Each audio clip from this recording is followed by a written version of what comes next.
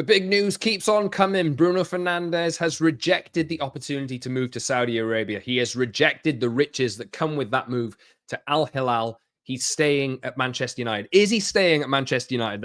It's a really important conversation to have. I think he will end up staying at Manchester United, obviously, but the wording leaves a little bit open to interpretation. I'm going to run through what I think will happen over the course of the summer with Bruno Fernandes in this episode of the Promised Land podcast. Please join me for it. I'm going to be talking all about Bruno Fernandes, all about Manchester United and the decision resting with Bruno Fernandes. It's super important that it did. It's super important that it has. And it's super important that Bruno Fernandes has made that decision to turn down this money and, as we know it, to stay at Manchester United. And he is the leading light. He is the guy that Manchester United should be building around. He is the guy that can make United tick. He's the guy that has the personality, that is the leader, the kind of quality of captain that I think United so desperately would have missed if Bruno Fernandes had have ended up leaving. Look at the options around the squad for a potential successor to Bruno Fernandes as captain. There isn't really one, is there, that's going to play regularly? It is a decision for me that always had to stay with Bruno Fernandes. The club made the right decision, or well, they weren't involved in this, but I think the fact that United made this stance publicly, through feeding through journalists, this kind of thing, it's super important that United made this stance that Bruno Fernandes was not for sale, all the while knowing that this decision should be put on Bruno Fernandes himself. I think he has earned the right, let's just say, he has earned the right to decide whatever he wants to do. I think the thing is that the money that would have come with this deal, if it had happened for Manchester United from Saudi Arabia, you look at the money, you look at the £100 million, and you think, right, that's something that you just have to consider if Bruno decides that he wants to go. I think it's a completely different conversation now for United. I think anything under what that quoted price was from Saudi Arabia is a completely different conversation. Bruno Fernandes has decided he wants to stay, and Manchester United will continue with Bruno Fernandes as far as I'm concerned. And now it's about how do United build their 11 and build their team and make it work under Ruben Amarin with Bruno Fernandes as the club's captain. That is super important. And look, I'm surprised. I've got to be honest. I'm surprised. Bruno himself has been failed by Manchester United for 5.5 years. Despite all of his efforts, despite everything, all the numbers last season, he has been failed by Manchester United so far. He signed a new contract last summer and they sacked the manager after 9 games. Ruben Amarin has come in now. He's always maintained, Ruben Amarin, that he wants to keep Bruno Fernandes, and he was always confident that he was going to stay. It's turned out that he is right. It is super important that United now move forward here. We've already had some big movement over the course of the first 3 days of the transfer window. Day 1 was Matheus Cunha announced and done. Day 2 was Bryan Mbeumo choosing to join Manchester United. They now go into negotiations with Brentford to try and seal that transfer. That is 2 signings of 2 number 10s, like in the first 2 days of the transfer window. And now on day 3, we have Bruno Fernandes deciding that he wants to stay at Manchester United. Super important, massive news on this early Tuesday morning. I'm a little bit, I'm a little bit late to this, but obviously, you know, things get in the way, this kind of thing. It's massive news. Let's just say that. So please subscribe to the channel on Apple and Spotify. Get in the comment section. Let me know what you think of this. Also on YouTube as well, there is a link in the description to a second Promised Land channel where I'll be going live a lot more often. I probably will be going live talking about this later in the day as well. So if you'd like to join me for live streams, this kind of thing, eventually the videos from this channel will move over to this new channel. So really, really would appreciate it if you would subscribe to the channel. Link in the description below.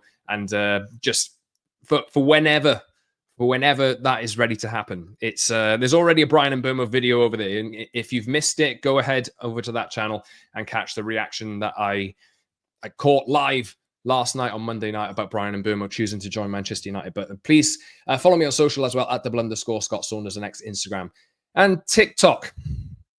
Right. I'm going to run through a good few points here because I think there's a lot of questions that still remain. Not about Bruno Fernandes specifically. Maybe there is 1 or 2. But there's questions about other players.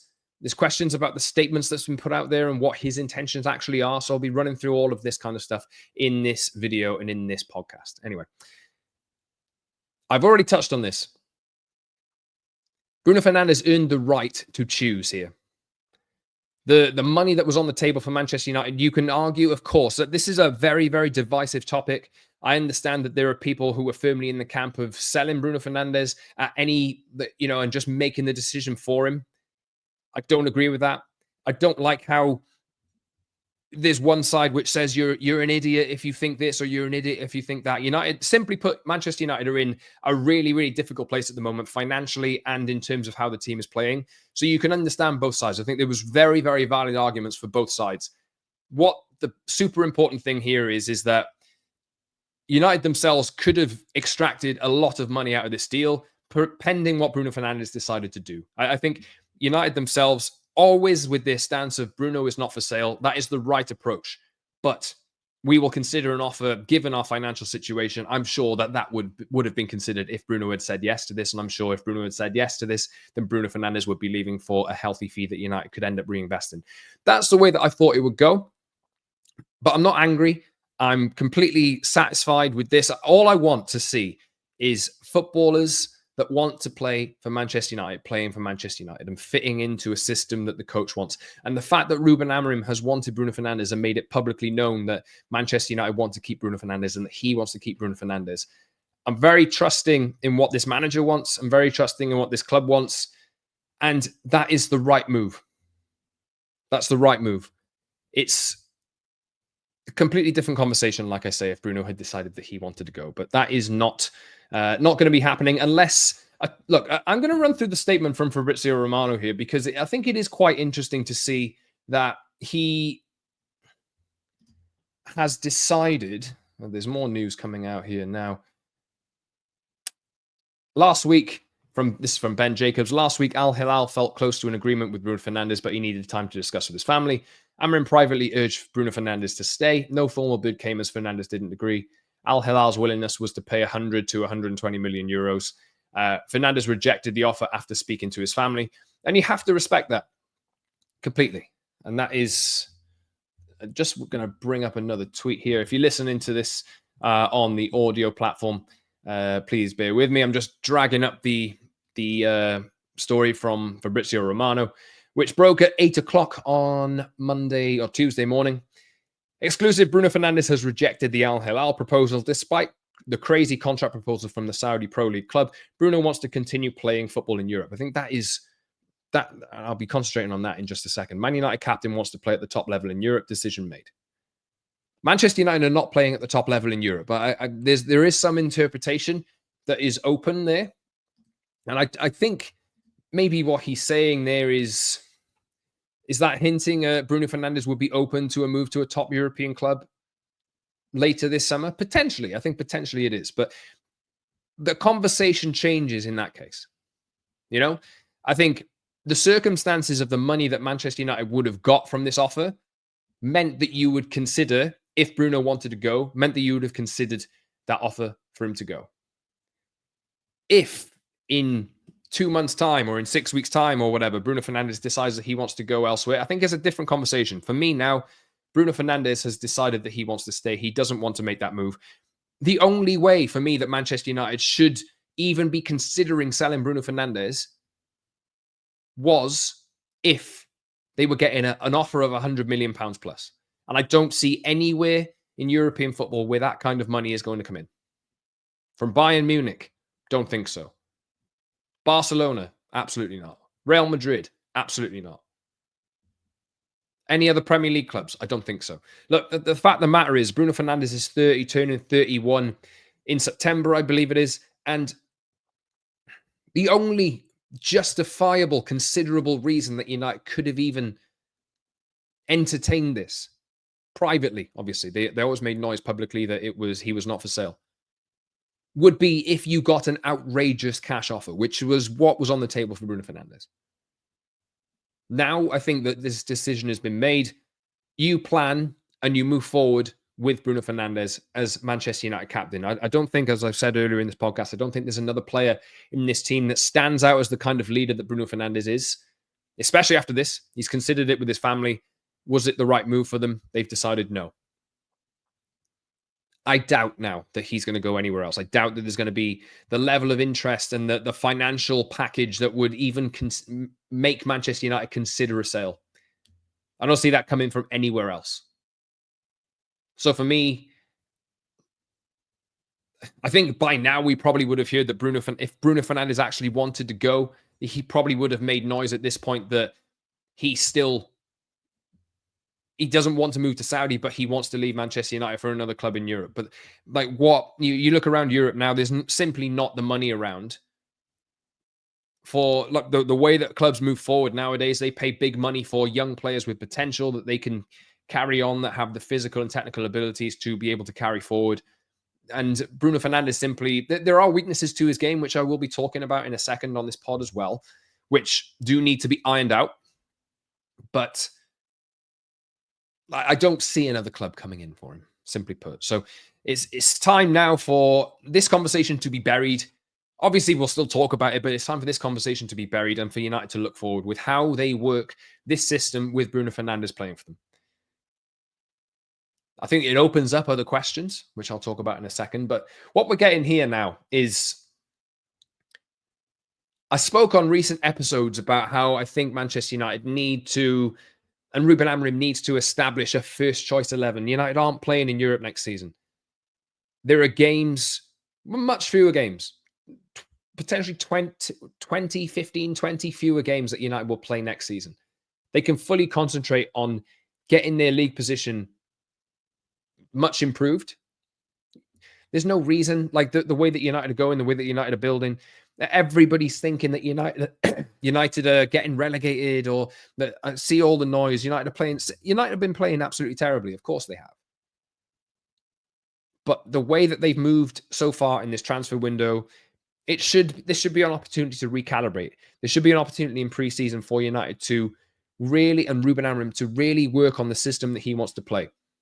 You need to bring extra energy into the team. With Bruno Fernandes in the team, you probably do. I look at the other midfield options, not convinced on Ugarte. Casemiro, obviously, super experienced, super important player, but I think United play differently when they have Casemiro in the team.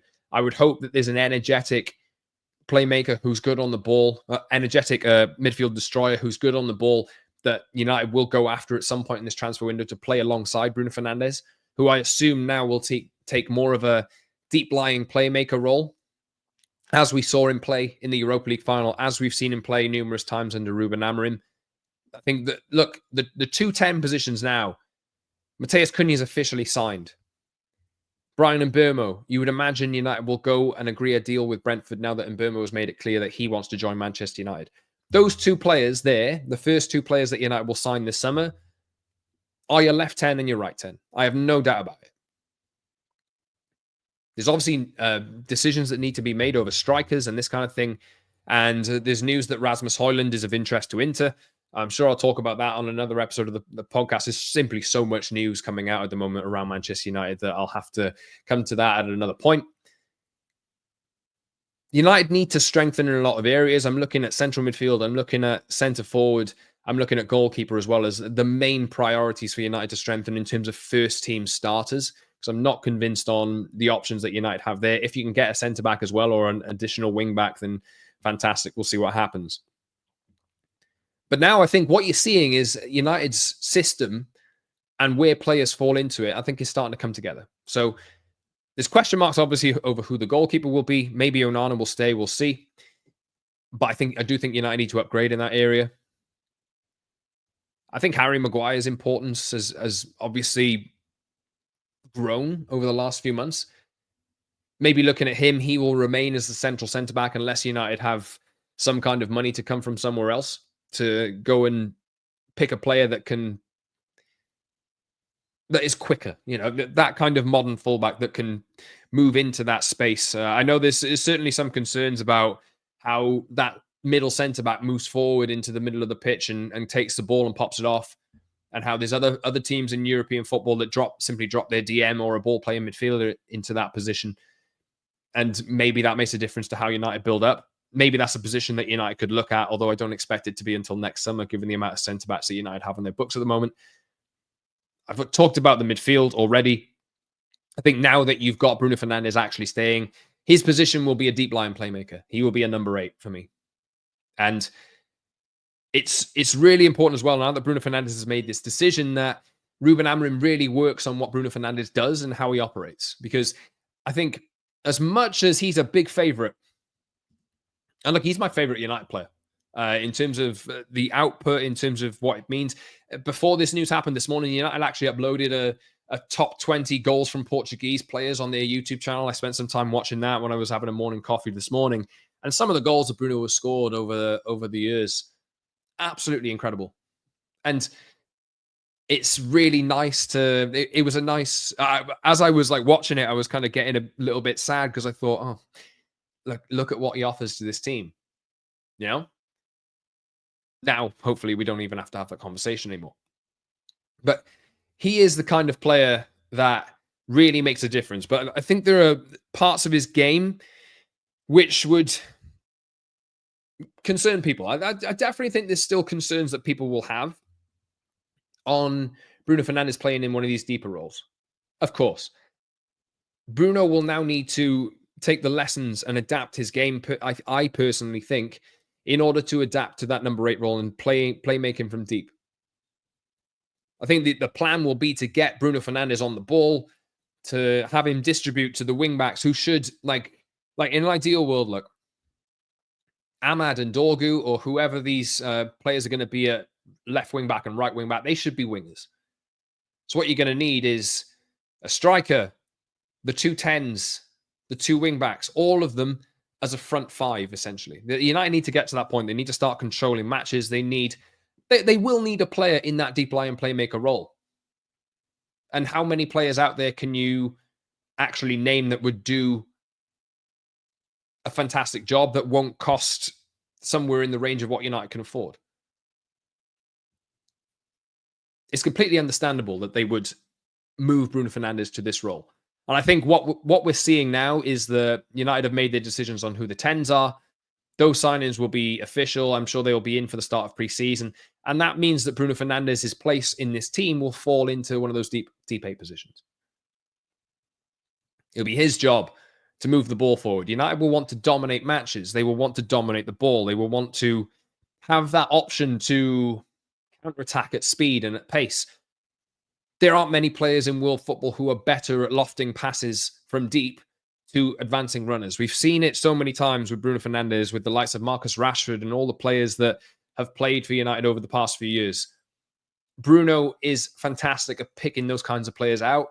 What United need to do is have the physicality and the adaptability and the speed to operate like they can counterattack at massive speed. And I think some of the signings that they've made so far, especially especially in Burma, I would think, will give Bruno Fernandes those options. You got Mateus Cunha who can drop deeper. I'd imagine him at left 10, maybe Bruno as the right of the 2 midfielders. I don't know how this is exactly going to work at the moment, but he's definitely an 8.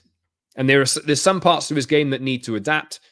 I think he definitely needs to make sure that he keeps the ball a lot better. I think the big concern over him in the Europa League final was that he gave the ball away quite a lot. I think him giving the ball away led to the Tottenham goal as well.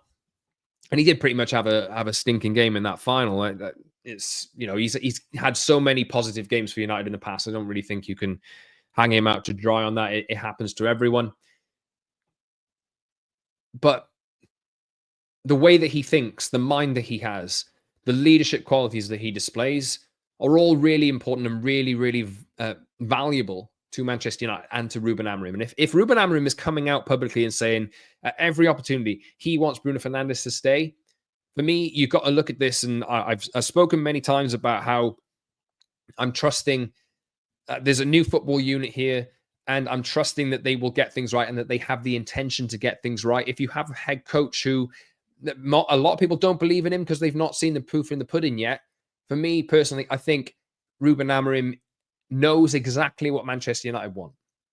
And if Ruben Amarim wants Bruno Fernandes to stay, that's enough for me. I have some concerns about Bruno in that deeper 8 role, but if Ruben Amarim sees qualities in Bruno Fernandes that he wants to retain, that he wants to keep, then that is the most important thing for me. And I think we now need to get to a point over the course of preseason where Ruben Amarim is drilling into these players the patterns that they need to play, the positions that they need to occupy, where to pass the ball, where not to pass the ball, where to carry it, which players can carry it. I don't think one of Bruno's best qualities is carrying the ball. He's more of he fires it off to other players. But now you're bringing players in the 210 positions in Mbeumo and in Mateus Cunha as well. You have players that can carry the ball. So you have Bruno Fernandes in that 8 role. Maybe he can pop it off to one of those players to do the carrying for him instead. And he can just concentrate on sitting deeper and picking the passes out to release United attacks. For me, I know there's a lot of concerns over, as I've mentioned, about the creation of the centre backs and this kind of thing. If Lenny Yoro, the likes of Aiden Heaven in the two wide centre back positions, you have them more coming forward, dribbling forward with the ball. I've seen Aiden Heaven do it a couple of times over the last couple of weeks where he's played, but maybe a little bit hesitant in order to do it. But I think that's what Ruben Amarim will want. He will want his centre backs to carry the ball forward and drive into areas, to force overloads, to make defenders think, what the hell is happening here? There's a centre-back charging forward to the edge of the box with the ball. A lot of players need to start to understand the intricacies of what this system is and what Ruben Amarim wants out of these players. Bruno Fernandes is definitely one of those. But United need to go about minimizing their weaknesses and making the system work. And I think, look, a player to replace Bruno Fernandes would cost a hell of a lot of money. You know? And as much as I see 100 million United really could have done with it with their PSR position, they could have really done with that kind of money. But there's so many players on the books, as loads of people have pointed out, there's so many players on the books that United could raise money for over the course of the next few months, that, of course, the right thing was always to divert the attention to selling those players first. And I know that point has been made by a lot of people, and it's completely right. I just think the circumstances of how this deal was proposed and the circumstances of the money just made it a completely exceptional case. And I think that any club would have had to think about that. It's massive difference making money. Even though you would have lost the heart and soul of your team, it's enough money potentially to go and address a lot of problem areas in your team. If United feel like they can do that without needing to sell Bruno Fernandes, fine, fantastic, absolutely fantastic. And I'm trusting what they think that they can do. One more thing before I go. That it does leave questions open, right? I talked about players that United would look to sell. Anthony, Marcus Rashford. We know that Garnacho will go at some point. How much for? I don't know. Jadon Sancho to Chelsea, potentially. Terrell Malacia. Lots of players that United have on their books that they need to get cash money for. Rasmus Højlund, I've talked about him as well. There's lots of players that they need to raise money for. What about Kobbie Mainoo? That's my final thought here. I've said a good few times that for me, I think Kobbie is the one that I didn't want to see sold the most. As in, that one would hurt the most. I think he's a really, really super talented player. And I would like him to really work on his game. I think he needs to cover ground better. I think his physicality needs to be improving. Maybe United can work on that on the training ground. But I think in terms of the profiles of central midfielders, Ruben Amarim's used him a lot more as a 10 and has spoken out openly about the physical deficiencies that he maybe has, and that's why he doesn't want to play him in one of those central midfield roles. Can he adapt? Or, with Bruno staying and United needing to raise cash, does this potentially open the door for Kobbie Mainoo to be sold? It is a slight concern. I've got to shout that out. I've got to say it. United have made the stance clear, and I think they've said it a few times, they don't need to sell anybody in particular to do what they want to do over the course of the summer. But you're telling me, like, if a 60, 70 million bid for Kobbie Mainoo come in, knowing the contract differences that United are having with him now, that they wouldn't consider it? There is a bit of a fear for me that that could potentially come about and that could potentially materialize over the course of the next few weeks in the transfer window.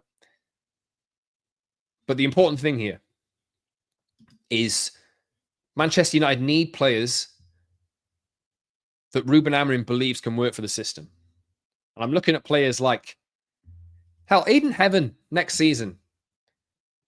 I've seen enough of him already to believe that, especially with Martinez out, I've seen enough of him already to think that he probably deserves a chance to really stake his claim. I think he's got the raw minerals, he's got the raw essentials, he's got the physicality, he's got the technical ability to be that left centre back. I'm pretty sure United will end up giving him a chance. We'll see how it goes. Lenny Yoro, there's no doubts about him, obviously.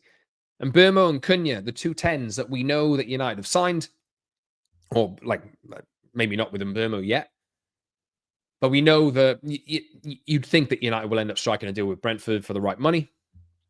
Cunha's already in the door. And Burmo signing probably means that Ahmad is going to be the right wing back in this system. Ahmad's played as the 10. He's played as the right wing back. Ruben Amarim has used him in a similar case to Bruno, actually. He's used Bruno as a central midfielder and a 10. Probably because he didn't have the right profiles of 10s.